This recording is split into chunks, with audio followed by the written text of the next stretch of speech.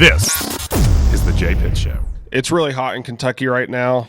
I mean, I think they're saying like today through like January 4th even, we're going to have heat indexes up to 115. So I think you meant July 4th. July 4th, yes.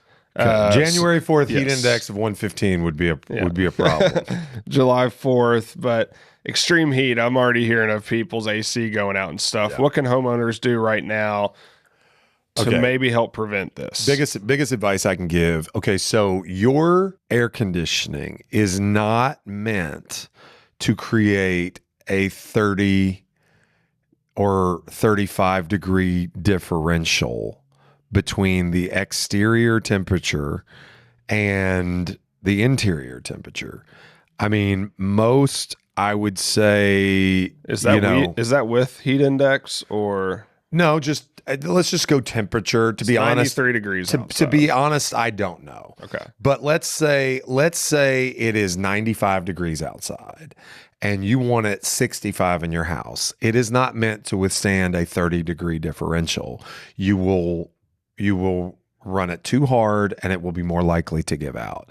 Typically, I would say somewhere in the 15 to 20 degree differential is about what the maximum is. So if you're at 95, that means your house 75. Most people don't like that.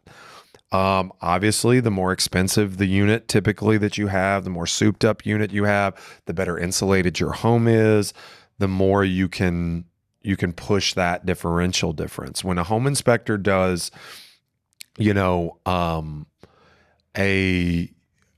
test, they will test the difference in air temperature between the exterior and the interior to see whether or not it's keeping pace. A lot of times they'll do even a different test because the air right at the register is substantially colder than the static temperature in the house. So they'll shoot the temperature at the register and compare it to the temperature at the return, and that determines the health of the system.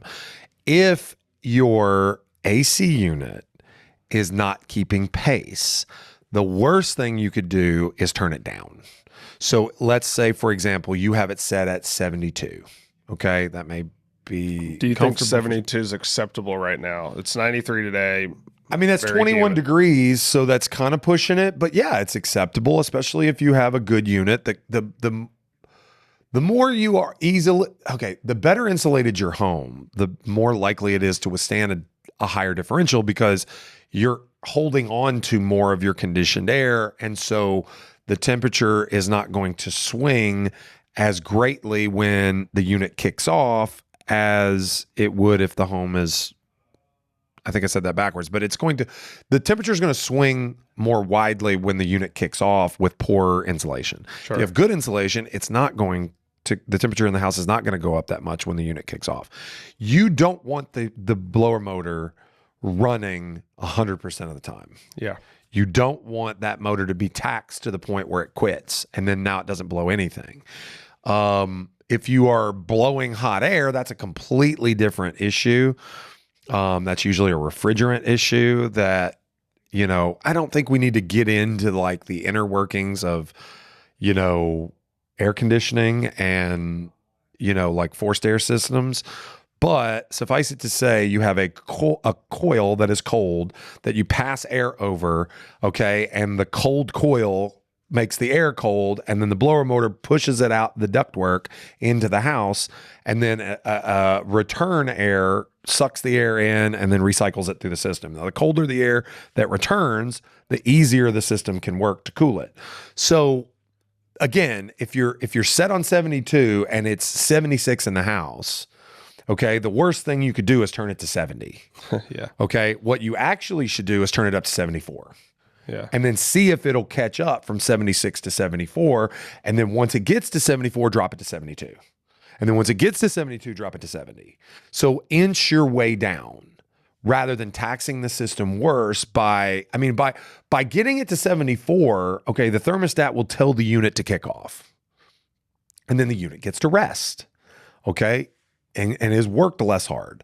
Okay. And if you inch it down over several hours, then you can usually get kind of the optimal efficiency. And then if I were you, I would focus on keeping my doors closed for a little longer, going in and out less, leaving doors open less, making sure your windows are well sealed, things like that. Check your weather stripping on your doors.